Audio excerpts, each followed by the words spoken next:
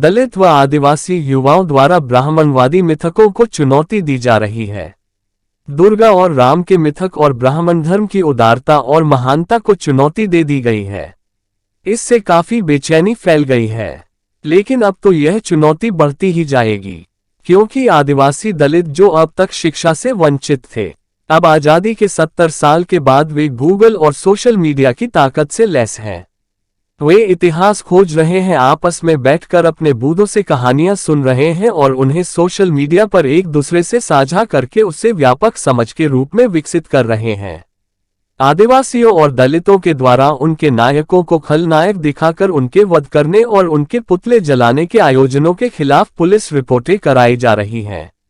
यह एक नए युग की शुरुआत है। अब तक एक ही तरफ की कहानियां सारे देश को सुनाई जाती रही हैं। स्कूल की किताबों में, रेडियो में, अखबारों में, टीवी पर एक ही तरफ की कहानियां सुनाई गई हैं।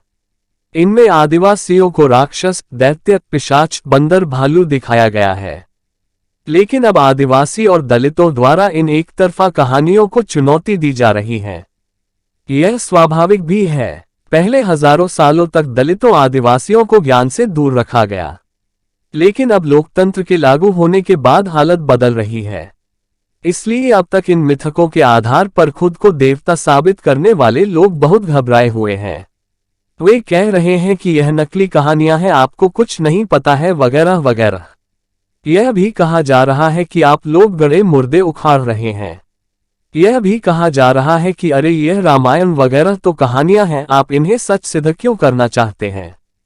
लेकिन हमें एक बात पर ध्यान देना चाहिए कि आज तक इन्हीं कहानियों के आधार पर इस देश में एक समुदाय खुद को महान, उदार और अच्छा साबित करता रहा। इन वर्णनों के आधार पर खुद को देश पर शासन करने के लिए सबसे महान साबित किया गया।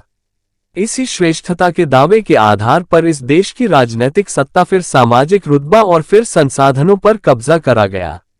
असल में घबराहट की असली वजह यही है कि एक बार यह सिद्ध हो गया कि आप ना तो अतीत में सभ्य और उदार थे, ना ही आप आज सभ्य और उदार हैं।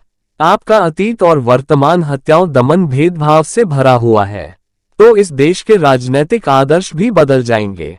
अगर आप राम मंदिर के नाम पर सत्ता पर कब्जा कर सकते हैं, तो राम के चरित्र के खंडन से आपका राजनीतिक वर्चस्व भी टूट जाएगा। आप इसे ठीक से समझिए। दलितों आदिवासियों की दिलचस्पी अतीत की कहानियों में सुधार के लिए दावेदारी करने की नहीं है। दलित और आदिवासी युवा आपके राम और दुर्गा के मिथकों के विरुद्ध नहीं है, वह आपके विरुद्ध है। दलित आदिवासी युवा आपके सवर्ण, शहरी, अमीर वर्चस्व के विरुद्ध है। आपके द्वारा लगातार दलितों और आदिवासियों को नीच समझने, उनके साथ अपमानजनक भाषा में बात करने, उनके संसाधनों को दादागिरी से छीनने के खिलाफ दलित आदिवासी युवा का यह बिल्कुल जायज विद्रोह है। उन्हें तो आपसे वर्तमान में ही दो हाथ करने हैं और आपको पटकनी देकर सत्ता में बराबरी करनी है। आप उनका लगातार अपमान करते हैं, लगातार उनकी जमीनें छीनते हैं, सुरक्षा बल भेजकर उनकी महिलाओं से बलात्कार करवाते हैं ताकि आदिवासी डर जाएं और आपका विरोध न करें। और फिर आप मूंछ मरोड़ कर कहते हैं कि हमें तो जनता ने सत्ता में बैठाया है। आप दावा करते हैं कि आप गोभक्त, राष्ट्रभक्त, महान धर्म के उदारवादी और महान सभ्यता के वंशज हैं, लेकिन आपके काम लूटने, बलात्कार करने और हत्या करने के हैं।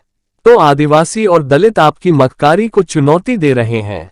आप मीडिया को डरा सकते हैं, खरीद सकते हैं, आदिवासियों और दलितों के खिलाफ आपके अत्याचारों की खबरों को शहरी समाज तक आने से रोक सकते हैं, लेकिन आदिवासी और दलित अपने आपस में जो सोशल मीडिया के मार्फत खबरों का आदान प्रदान कर रहा है, वह आपकी नजरों से दूर है। एक क्रांति खदक रही है। मैं इंतजार में हूं कि यह ज्वालामुखी कब फूटता है।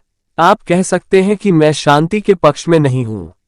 आपने बिल्कुल ठीक समझा। मुझे अगर न्याय और शांति में से एक चीज चुननी हो तो मैं न्याय को चुनूंगा, क्योंकि अन्याय के मौजूद रहते हुए जो शांति होगी वह शमशान की शांति होगी। मैं इस समाज के शमशान बनने के विरुद्ध हूं। मुझे एक जिंदा समाज पसंद है जो कभी भी, कहीं भी, किसी के साथ भी अन्याय को बर्दाश्त ना करे। साफ साफ समझ लीजिए, मैं बगावत की तरफ हूं। दलितों और आदिवासियों द्वारा इस विरोध का मैं पूरी तरह समर्थन करता हूं। यह रिपोर्ट हिमांशु कुमार के द्वारा लिखे लेख से ली गई है। अगर आपको हमारी वीडियो और हमारे विचार पसंद आए हो तो वीडियो को शेयर और चैनल को जरूर सब्सक्राइब करें।